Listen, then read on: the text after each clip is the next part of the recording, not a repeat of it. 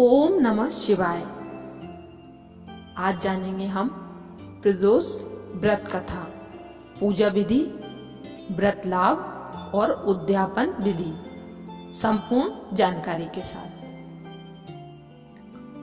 भगवान के परम भक्त श्री सूत जी ने कहा है कि कलयुग में जब मनुष्य धर्म का त्याग कर अधर्म के रास्ते पर जाएगा और अपने कर्तव्यों से विमुख हो नीच कर्मों में लिप्त होगा, ऐसे समय में प्रदोष व्रत की कथा और विधि ही महादेव शिव जी की कृपा प्राप्ति का माध्यम होगा तथा मनुष्य के सारे दुख और कष्टों का अंत कर उनके मनोकामनाओं की पूर्ति करने में सहायक होगा। अब जानेंगे प्रदोष व्रत क्यों किया जाता है। हिंदू धर्म ग्रंथों के अनुसार दक्ष प्रजापति की 27 पुत्रियां थीं, जो कि आकाश मंडल में मौजूद 27 नक्षत्र हैं। दक्ष की अपनी सारी पुत्रियों का विवाह चंद्रदेव से कराया, जिनमें रोहिणी अत्यंत गुणवान तथा रूपवान थी। अतः चंद्रदेव का रोहिणी के साथ विशेष प्रेम था। अपने अन्य पुत्रियों के साथ होते भेदभाव को देख राजा दक्ष अत्यंत क्रोधित हुए और क्रोधवश उन्होंने चंद्रदेव को क्षय होने का श्राप दे डाला। परिणाम स्वरूप चंद्रदेव का क्षय होने लगा। ऐसा देख नारद मुनि ने चंद्रदेव को शिव की आराधना करने का परामर्श दिया। तदुपरांत चंद्रदेव तथा रोहिणी ने शिव की अनन्य भक्ति के साथ आराधना की। फल स्वरूप शिव जी प्रसन्न हुए और त्रयोदशी के दिन प्रदोष काल में ही चंद्रदेव को क्षय रोग से मुक्त किया और उन्हें अपने मस्तक पर भी धारण किया। इसके बाद से ही हर पक्ष की त्रयोदशी तिथि को प्रदोष काल में शिव जी की पूजा की जाती है, जिसे प्रदोष व्रत के नाम से जाना जाता है। प्रदोष व्रत कथा के अनुसार प्रदोष व्रत वो व्रत है जो हमारे सारे दोषों का अंत कर हमें संपूर्णता की ओर अग्रसर करता है।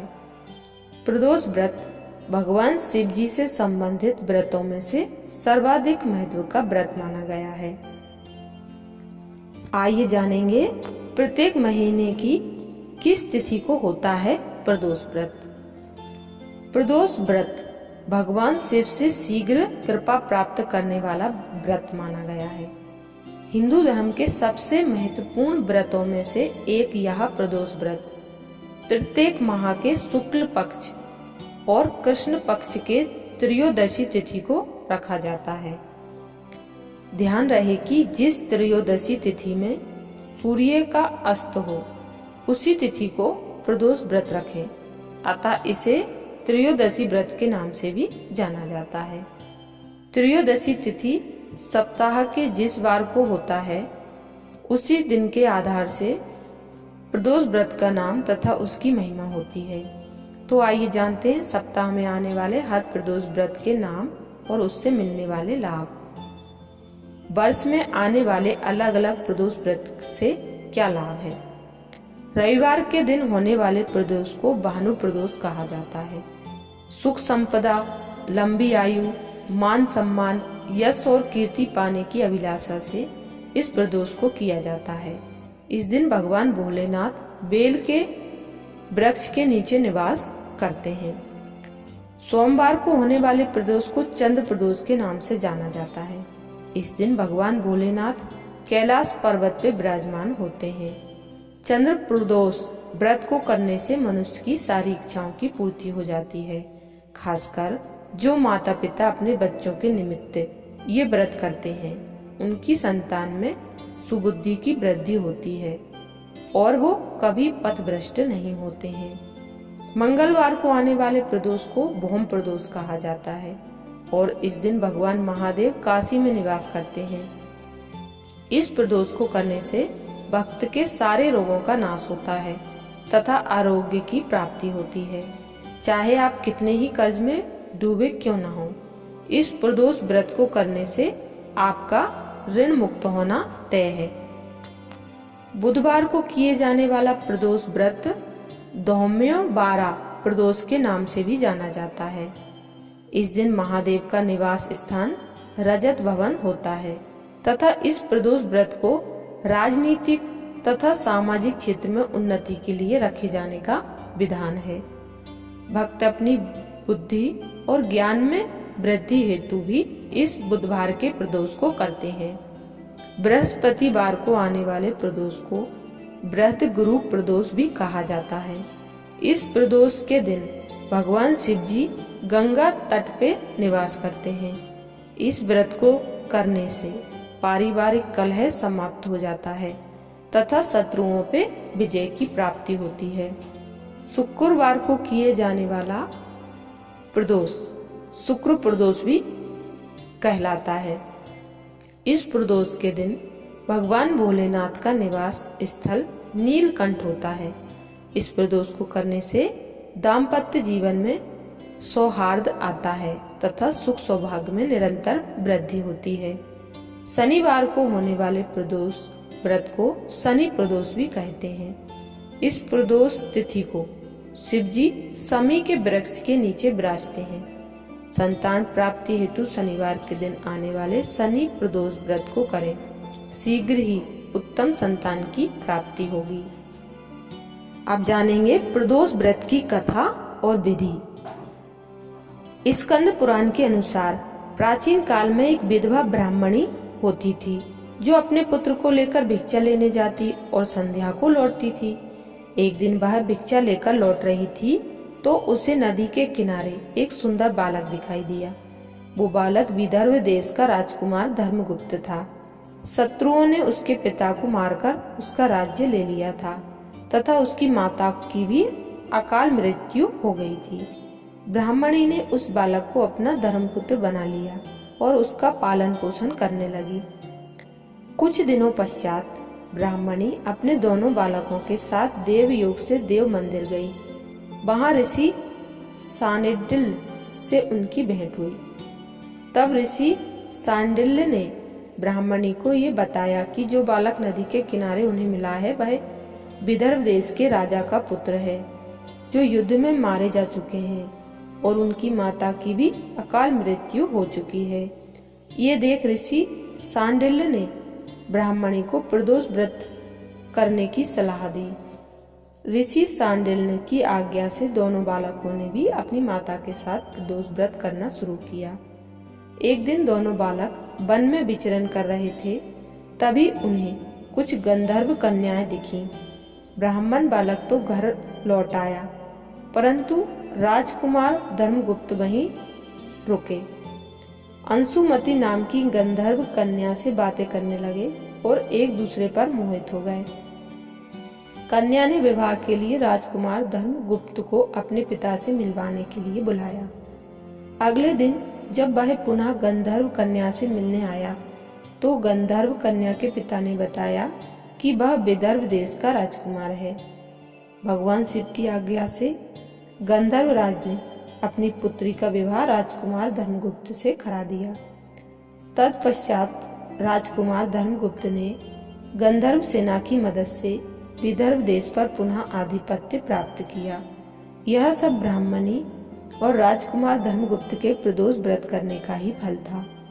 स्कंद पुराण के अनुसार ऐसा कहते हैं कि जो भक्त प्रदोष व्रत के दिन शिवजी के पूजन के बाद एकाग्र होकर प्रदोष व्रत कथा सुनता या पढ़ता है उसे जन्मों जन्मों तक कभी दरिद्रता नहीं छूती। प्रदोष काल का समय क्या होता है? प्रदोष व्रत की पूजा प्रदोष काल में ही करना सर्वोत्तम माना गया है। शिव जी के हर पूजा में, चाहे वो मास शिवरात्रि हो, महाशिवरात्रि हो, सोमवार व्रत हो या प्रदोष व्रत हो, संध्या बेला के प्रदोष काल का सर्वाधिक महत्व बताया गया है। हिंदू ग्रंथों के अनुसार सूर्यास्त के 2 घड़ी पहले अर्थात 48 मिनट पहले से लेकर सूर्यास्त के 4 घड़ी अर्थात 96 मिनट बाद तक के कालखंड को निर्विवाद रूप से प्रदोष काल का समय माना गया है। मान्यता है कि प्रदोष काल में भगवान भोलेनाथ माता पार्वती के साथ अत्यंत ही प्रसन्न मुद्रा में भ्रमण करते हैं। स्कंद पुराण के अनुसार जो भी प्रदोष काल में शिव जी की अनन्य भाव से आराधना करते हैं, उनके जीवन में निरंतर धन धान्य, सौभाग्य, संपत्ति और पुत्र पुत्रादि में वृद्धि होती है। अच्छा, अब जानेंगे प्रदोष व्रत के नियम और पूजन विधि। पहली, दोनों ही पक्षों की त्रयोदशी तिथि को प्रदोष व्रत करने का विधान है। व्रत वाले दिन सूर्योदय से पूर्व जागे। दूसरी विधि, स्नान आदि से निवृत्त हो महादेव में अपना ध्यान लगाएं तथा शिवलिंग का जलाभिषेक कर भोग लगाएं। तत्पश्चात दीपक जलाकर व्रत का संकल्प लें। तीसरा है, प्रदोष व्रत में आहार सूर्यास्त के बाद ही ग्रहण करना चाहिए। अगर ऐसा करने में आप सक्षम नहीं हैं तो फलाहार ले सकते हैं। चौथा है, पूरे दिन निराहार रहने के पश्चात श्याम काल में स्नान आदि कर स्वच्छ श्वेत वस्त्र धारण करें। पांचवा है, तत्पश्चात भगवान शंकर के समक्ष अपने इष्ट देव का जाप कर बड़े ही श्रद्धा के साथ पूजा प्रारंभ करें। छठवा है, पूजा स्थल को शुद्ध जल से या गंगा जल से साफ कर भगवान के मंडप का निर्माण करें। सातवा है, प्रदोष व्रत में 5 रंग के फूलों का विशेष महत्व है। ये लाल, पीले, बैंगनी, नील तथा हरे रंग के पुष्प हैं। अगला है, कुश का आसन प्रदोष पूजा के लिए सर्वोत्तम है। अगला है, अब दूध, दही, घी, शक्कर तथा शहद मिलाकर पंचामृत बनाएं और इससे शिव जी का अभिषेक करें।